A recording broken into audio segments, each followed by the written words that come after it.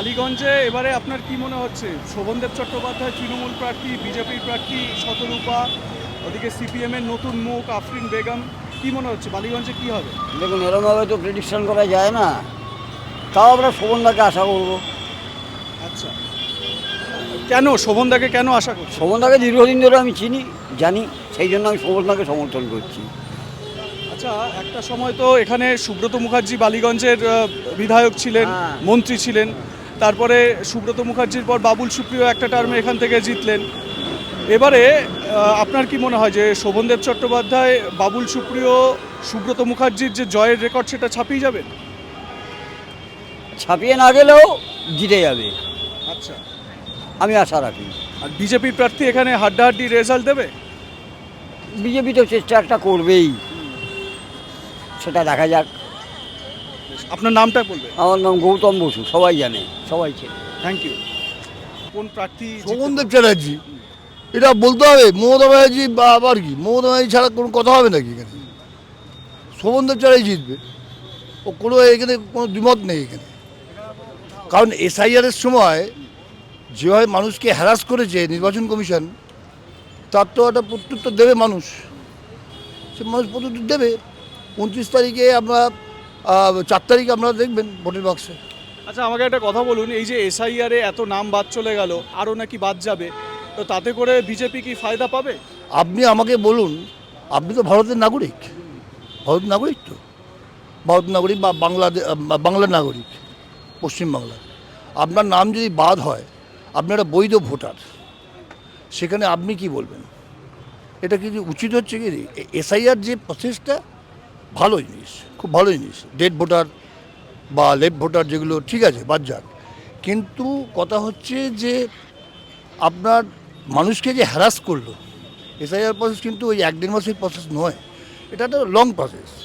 এটা উচিত ছিল লং প্রসেসে করা, মানুষ মেনেই নিল। কিন্তু মানুষকে যেভাবে লাইনে দাঁড় করিয়ে মানুষকে হ্যারাস করা হলো, বৃদ্ধ মানুষগুলোকে, প্রবীণ মানুষগুলোকে, যারা আমরা অফিসে কাজ করি, তাদেরকে যেভাবে হ্যারাস করা হলো, এটা ঠিক হলো না কিন্তু নির্বাচন কমিশন। আমি সম্পূর্ণ নির্বাচন কমিশনের ওপর সম্মান রেখেই বলছি, ওনাদের একটু ভাবা উচিত ছিল যে এভাবে কিন্তু করা উচিত হয়নি প্রসেসটাকে আরও স্বচ্ছতার সঙ্গে। এবং আপনি যে বলছেন যে যে নাম বাদ গেল, বিজেপি এখানে কোনো কিছু করে মানুষ বিজেপির প্রতি ক্ষুব্ধ, প্রচণ্ড ক্ষুব্ধ কিন্তু। এবং নির্বাচন কমিশন বিজেপির অঙ্গুলি এলোনে এই সমস্ত করে বেড়াচ্ছে। আচ্ছা, আমাকে একটা কথা বলুন, এই যে এখন তো আমরা দেখছি সাম্প্রতিক সময় বিজেপির একটু যখন এখানে উত্থান হলো, জয় শ্রীরাম খুব জোর সোর দিয়ে করা হচ্ছে, রামনবমী পালন করা হচ্ছে। বাঙালি এই রকমভাবে তো রামনবমী পালন করেনি আগে, হয়তো অন্য রকমভাবে ঘরে পুজো হতো বা কিছু, কিন্তু এরকমভাবে রামনবমী পালন করেনি। তা এই রামনবমী করে জয় শ্রীরাম স্লোগান দিয়ে কি বাঙালির মনে এই বিজেপির প্রতি একটা সফট কর্নার তৈরি করতে পারবে? আপনি আজকে বলুন, ভগবান শ্রীরাম উনি কি বলেছেন রিভলভার দেখিয়ে আমার পুজো করতে? উনি কি বলেছেন যে তরবারি দেখিয়ে আমাকে পুজো করতে? উনি তো বলেননি। সুতরাং আমাদের মা কাকিমারা যা করতেন রামনবমী নিশ্চয়ই করতেন, কিন্তু যেটা বাড়িতে হতো আমরা পালন করতাম। কিন্তু ইন্টেনশনালি, ইচ্ছাকৃতভাবে যেভাবে মানুষকে সন্ত্রাসের ভয় দেখিয়ে বিজেপি করলো, কালকে যে জিনিসটা আপনার রিভলভার দেখিয়ে কোনোদিন নামে পুজো হয় বলুন না, বা তরবারি দেখিয়ে কোনোদিন পুজো হয়? কোনোদিন পুজো না, কোনো ভগবান কিন্তু সেটা মেনে নেবেন না। ওনারা বলছেন যে দেবতাদের হাতে অস্ত্র আছে, নিশ্চয়ই দেবতাদের অস্ত্র আছে, মা দুর্গার 10টা অস্ত্র আছে। কিন্তু মা দুর্গা কখনো বলেননি যে সাধারণ মানুষকে তুমি দেখাও যে অস্ত্রটা, যে মানুষকে ভয় দেখাও বা মানুষকে সন্ত্রাসের একটা পরিস্থিতি সৃষ্টি করো, এটা ঠিক হয়। আচ্ছা দিদি, এই যে ভোটের সময় এখন কি মনে হচ্ছে? ভোট তো এই চলে এলো, এখানে তো 29 তারিখে ভোট আছে, তো কি মনে হচ্ছে শোভনদেব চট্টোপাধ্যায় নাকি বিজেপির শতরূপাদি, কে এখানে জিততে পারে? সেটা তো বলা মুশকিল, তবু আশা করা যায় শোভনদেব চট্টোপাধ্যায়। আচ্ছা আচ্ছা, আর শোভনদেব চট্টোপাধ্যায় যে আপনি আশা করছেন, মানে কোন কোন কারণে শোভনদেব চট্টোপাধ্যায় জিততে পারেন বলে মনে করেন? জিততে পারে এই কারণেই বলছি যে খুব খারাপ কাজ তো হয়নি, রাস্তাঘাট, জল নিকাশি এগুলো তো ঠিকঠাক হয়েছে। এবারে আগামী দিন এসে কীরকম হবে সেটা তো একটু ভাবার ব্যাপার আছেই। এই জন্য আশা করছি যেটা আছে সেটাই ভালো। আচ্ছা, যদি এই যে মমতা বন্দ্যোপাধ্যায়ের তো অনেক প্রকল্প আছে, বার্ধক্য ভাতা থেকে শুরু করে তারপরে লক্ষ্মীর ভাণ্ডার, যুবসাথী রিসেন্ট চালু করেছেন, আপনি কোনো ভাতা পান? আমি এখনো পর্যন্ত পাই না, তবে আশা করছি পাবো। আপনি অ্যাপ্লাই করেছেন কোনো কিছু? অ্যাপ্লাই করেছি। আচ্ছা, তো সেটা আশা করছেন আপনি সেই ভাতা পাবেন। তা আপনার কি মনে হয় মমতা বন্দ্যোপাধ্যায়ের এই যে ভাতা দেওয়ার যে কথা, এতেই মহিলারা ভরসা রাখছেন? না, সেটা ঠিক নয়।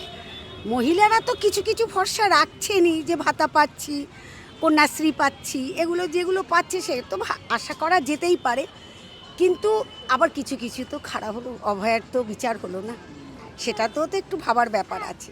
মেয়েরা তো অভয়াই থাকে, তারপরে যদি এরকম বলি হয়ে যায় তাহলে তো সেইটা ভাবার ব্যাপার। আমি নয় শেষ, আমার মেয়ে, ছেলে, মেয়ে সকলেই তো রয়েছে। আচ্ছা, অভয়াকে নিয়ে যখন আপনি প্রশ্ন তুললেনই, অভয়ার মাকে প্রাণীহাটিতে বিজেপি প্রার্থী করেছে, আপনার কি মনে হয় সেটা একদম ঠিকঠাক? না না না, সেটা ঠিকঠাক নয়। কেন ঠিকঠাক নয়? এই কারণে তার মনে তো একটা ক্ষোভ রয়েই গেছে, তার মেয়ে বিচার পেল না, এবারে এসে বিচার পাবে, সেটা কি আশা করা যায়? এতদিনের লড়াইতেই যখন বিচার হলো না, সব কিছু বন্ধ হলো, দৌড়ালাম, এগোলাম, সকলে মিলে গেল, ডাক্তাররা ধর্মঘট করলো, তাতে যখন কিছু হলো না, এখন এসে কতটা বিচার পাবে এটা আশা আচ্ছা, রাখতে পারি। অভয়ার যে বিচার হলো না আপনি বলছেন, এবং আমরা দেখতে পাচ্ছি যে হ্যাঁ, বিচার সেই অর্থে মানে যেরকমভাবে বাঙালি বা আমরা আশা করেছিলাম সেই অর্থে বিচার হয়নি। তো এবার আপনার কি মনে হয় যে মানে এটার জন্য দায়ী কে? দেখুন, দায়ীকে সেটা বললে তো নাম মেনশন করতে হয়, সেই নামটা তো আমি মেনশন করতে পারছি না, কারণ আমাকেও চলতে হবে, আমার পরের জেনারেশনও চলবে। কিন্তু সবাই বুঝতে পারছি দায়ীকে, কিন্তু বিচারটা হওয়া দরকার ছিল। উনি তো একজন ডক্টর, আমাদের সেবায় নিযুক্ত হয়েছিলেন, কিন্তু কেন বিচার হলো না? এটা তো বড় রাজনীতি, সেই রাজনীতিতে তো আমার এই বয়সে এসে রাজনীতি করতে পারছি না, আর করবও না। আমি নিউট্রাল, আমি এই কারণে নিউট্রাল যে আমি ভালো বললেও ভালো হবে না, খারাপ বললেও খারাপ হবে না। ঈশ্বরের কাছে একটাই প্রার্থনা থাকবে, সব কিছু ঠিকঠাক চলুক, এটাই হচ্ছে। তা দিদি খারাপ কিছু করেনি, দিদি করেনি, এদিক ওদিক তো হচ্ছে। আচ্ছা, আপনি সেটার একটা জন্য আমি দিদিকে দায়ী করছি না, দিদি তো যথেষ্টই করছে, রাস্তাঘাট, জল সবই কিছু ভালো করেছে, ভাতা দিচ্ছে গরিবদের। ভাতা তো সিপিএমের আমলেও ছিল, সেটা কম ছিল, এটা দিন অনুসারে বাড়িয়েছে। কিন্তু আচ্ছা, দেখুন আপনার সঙ্গে ছোট বাচ্চা দেখছি, সম্ভবত আপনার নাতি। নাতি।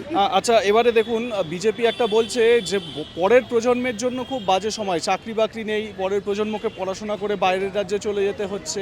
তা আপনার নাতি পড়াশোনা এখানে করে যদি তাকে বাইরের রাজ্যে কাজ করতে যেতে হয়, তা আপনার কেমন লাগবে? এখানে কর্মসংস্থান নেই। কর্মসংস্থানটাই সব থেকে বেশি, যে কর্মসংস্থানটা হোক, হলে ভালো লাগবে।